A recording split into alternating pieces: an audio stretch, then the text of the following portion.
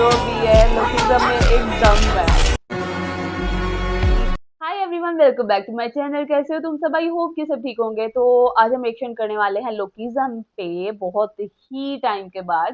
तो क्योंकि आप लोगों को पता है हम ज्यादा से ज्यादा टाइम निकालते नहीं हैं लोकिज्म के बगैर, क्योंकि मुझे लोकिज्म बहुत ज्यादा पसंद है।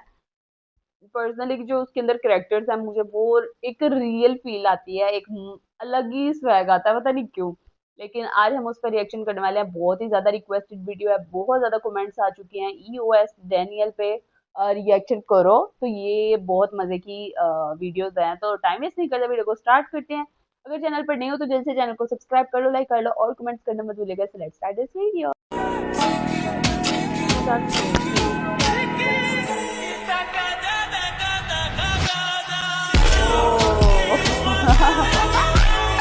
क्या बात है भाई, जो भी है लोकिज्म में एकदम है।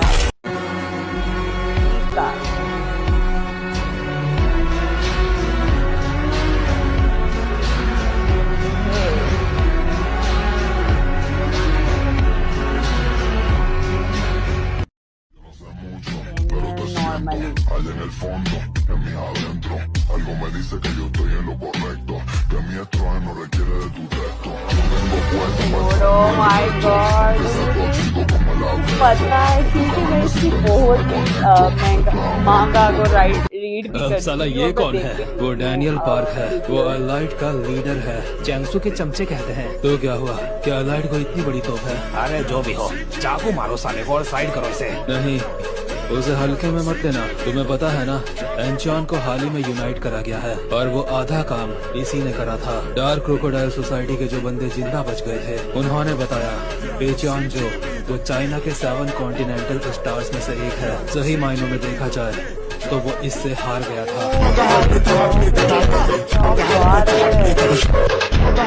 पावरफुल तो है ही।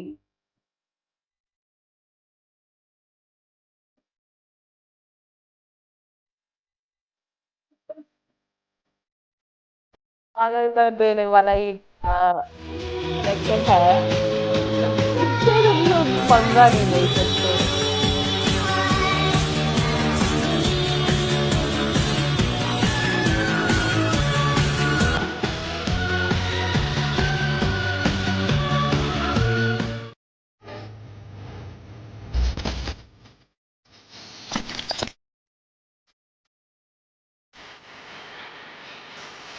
यार कमाल बहुत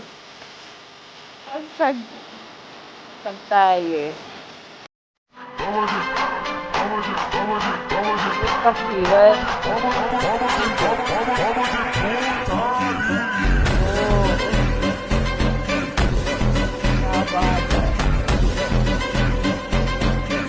और ये फर्स्ट जनरेशन किंग डैनियल को छत पे ले आता है पुलिस स्टेशन के। और अभी हम डैनियल और जेम्स ली का फ्लैशबैक देखते हैं, जहाँ जेम्स ली बता रहा होता है डैनियल को जी चैंग के बारे में। जेम्स ली स्ट्रिक्टली बोलता है कि उसके सामने अपना गार्ड डाउन मत करियो। Even among the Kings he is one of the strongest, और उसके हैंड ब्लेड का ध्यान रखियो। नाउ डैनियल नोटिसेस जी चैंग ने तो अपने हाथ ही बाहर नहीं निकालने हैं।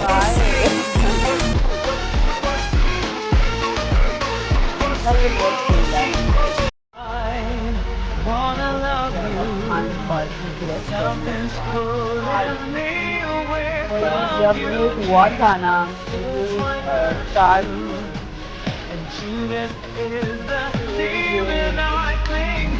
लोग देखोगे तुम लोग पागल हो जाओगे जब ये अंडर का आर्ट स्टार्ट हुआ था।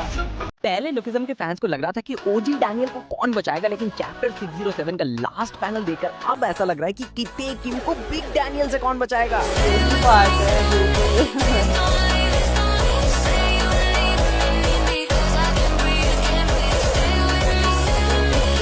सीन देखते हैं जहाँ पे हॉबिन इंटरनेट में वो सबूत ढूंढने की कोशिश कर रहा होता है जिससे साबित हो सके कि रूमी बेकसूर है, लेकिन घंटों तक ढूंढने में भी उसे कुछ नहीं मिलता क्योंकि हान ग्योल ने वो सब कुछ डिलीट मरवा दिया होगा। और वो देखता है हान ग्योल ने पहले भी ऐसी काफी सारी वीडियोस बनाई है जिसमें उसने काफी सारे लोगों के ऊपर गलत इल्जाम लगाए हैं। और कमाल की बात तो यह है कि उसने हमारे डैनियल के ऊपर भी एक एक्सपोज वीडियो बनाई है जहाँ पे लिखा है ये बंदा पढ़ाई वढ़ाई नहीं करता बल्कि अनकॉन्शियस स्टेट में रह के लोगों से फाइट करता है। और सच बताऊं, हान ग्योल ने भले ही सबके बारे में गलत कहा होगा, लेकिन इसके बारे में बिल्कुल सही कहा है उसने, क्योंकि सोचने वाली बात है ये बंदा हमेशा लड़ाई करता रहता है, उसके बावजूद भी इसके एग्जाम में अच्छे नंबर कैसे आते हैं। इससे शायद हान क्या थोड़ा सा और रिसर्च करती तो शायद वो पता लगा सकती थी कि इसके पास 2 बॉडीज हैं, लेकिन ये बात उसकी औकात से काफी बाहर है। क्या बात बोल दी है। बॉडी के सामने आती है, हम इनका एक फेस ऑफ देखते हैं और डैन के चीक्स पे कट लगा था, वहाँ से ब्लड बाहर आ रहा होता है and the moment it dropped on the ground इनका क्लैश शुरू हो जाता है। सेकंड बॉडी फर्स्ट बॉडी के थ्रो करते हैं और उसे जमीन में गाड़ देती है। तभी हम देखते हैं फर्स्ट बॉडी सेकंड बॉडी की तरह अपने हाथ को एज अ स्प्रिंग यूज करती है और सेकंड बॉडी पे एक वर्टिकल 360 किक थ्रो करती है। अब इनको लड़ते हुए वेरन, जेरी और वासु देख रहे होते हैं और इन तीनों के माइंड में सेम थॉट होता है कि हम इन जानवर के बीच नहीं आ सकते हैं, अगर आए तो मारे जाएंगे।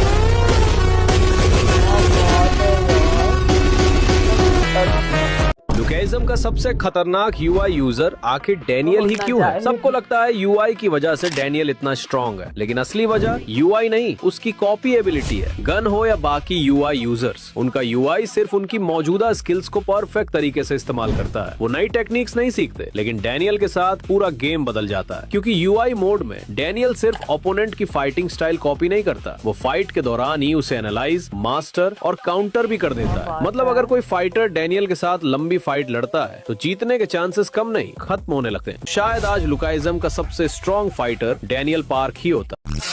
बहुत ज्यादा स्ट्रॉन्ग है। तो अगर हम कंपैरिजन कर रहे हैं तो काफी दफा इसका देखी है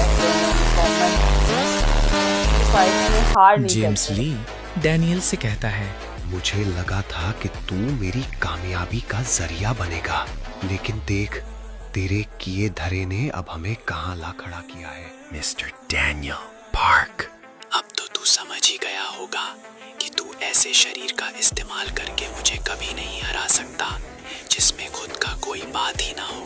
अब तू क्या करेगा? तूने ये क्या सोच के बोला कि मुझे तेरे जैसे को हराने के लिए बात की जरूरत है?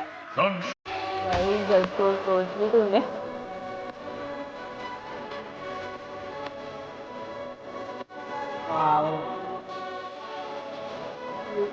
बहुत खतरनाक है और बहुत फिर बच्चों पर बताओ अभी किसी पर भी करेगा।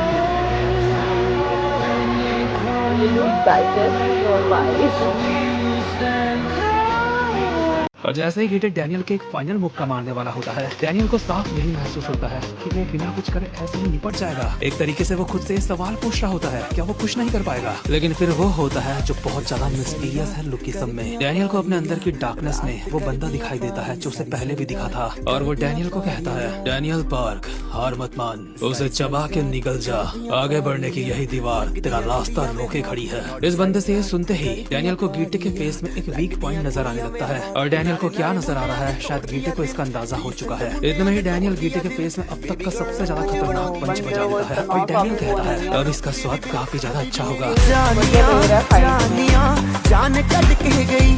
Não fica de quatão, vem de quatão, fica de quatão, vem cachê.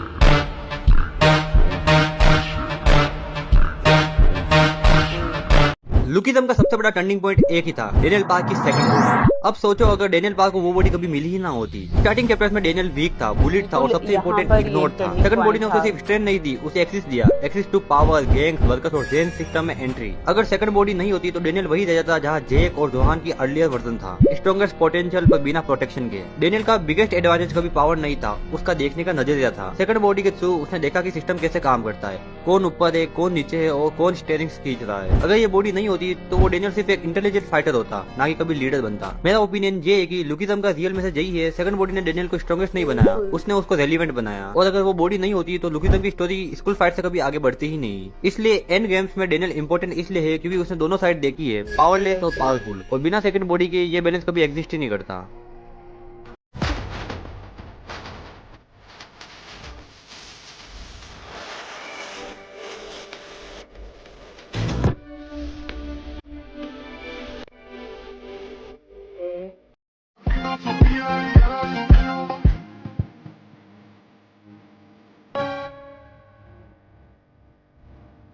मैं बोला तो भाई ये बहुत कमाल, 10 बच्चे हैं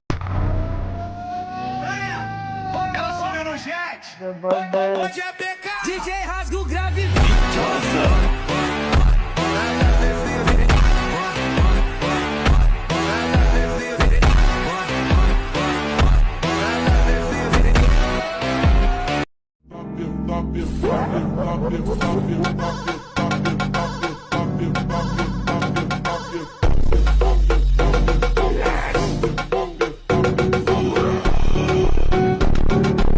मैं बोला तो भाई ये बहुत कमाल, बस के रहना जबरदस्त।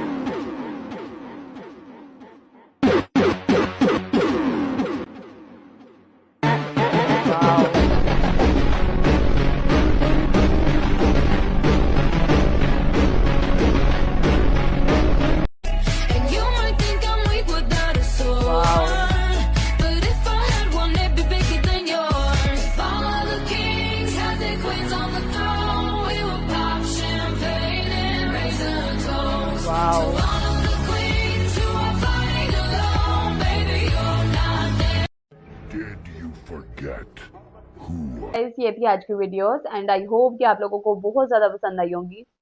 और इससे पहले हमने बहुत सी वीडियोस पर रिएक्शन किया हुआ है, डैनियल पार्क की, डैनियल की मतलब बहुत सी हमने वीडियोस देखी हुई हैं। ऐसे ही जब इस वीडियो में डैनियल की जो लुक हमारे सामने आती है, ओ माय गॉड, मैं जितनी बार देखती हूँ मुझे वो लुक्स उसकी इतनी ज़्यादा प्यारी लगती है, इतना ज़्यादा उसके मतलब वो चीज़ अच्छी लगती है। जब वो फाइट करता है तो वो बिल्कुल एक जंगली वो शिकारी और जंगली बिल्कुल लगता है, क्योंकि वो जो उसकी लुक है वो बहुत ज़्यादा खतरनाक है और इतना सीधा साधा दिखने में लगता है। और मुझे लगता है कि वाकई जो बात अभी हमने सुनी है कि लोकिज्म में टर्निंग पॉइंट जो आता है वो सबसे ज़्यादा यही होता है कि यू आई डैनियल की जो मतलब डैनियल की जो बॉडी की ट्रांसफॉर्मेशन होती है, मतलब बॉडी का चेंज हो जाना, उसकी जो पावर्स है वो और ज़्यादा हो जाना। एंड वो थिंकिंग उसकी जब वो बाद में उसने अपनी थिंकिंग बनाई या पहले से ही, तो वो चीज़ उसके अंदर काफ़ी ज़्यादा इम्प्रूवमेंट लाई थी। बाकी इसकी जो पावर्स हैं वो बहुत ज़्यादा कमाल की हैं। अगर हम बात करें इसकी लुक की तो वो आई थिंक सो कोई भी बीट नहीं कर सकता ऐसी लुक को, क्योंकि वो डिजर्व करता है कि वो मतलब लोकिज़ा में बहुत प्यारा और एक हैंडसम गाय है।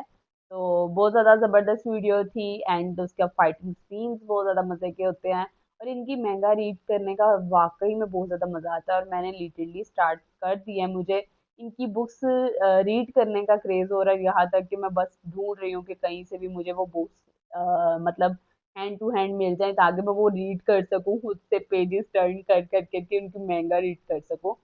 तो अगर आप लोगों को पता हुआ कोई ऐसा ऑनलाइन प्लेटफ़ॉर्म तो मुझे ज़रूर बताना ताकि मैं बिल्कुल ये बुक्स वग़ैरह इनकी बाय कर सकूँ। मुझे बहुत ज़्यादा क्यूरियोसिटी हो रही है इनको रीड करने की। तो बहुत मज़ा आया आज की वीडियो का। I hope so you will enjoy this video. Video अच्छी लगे तो लाइक, कमेंट, शेयर, सब्सक्राइब करना नहीं भूलना।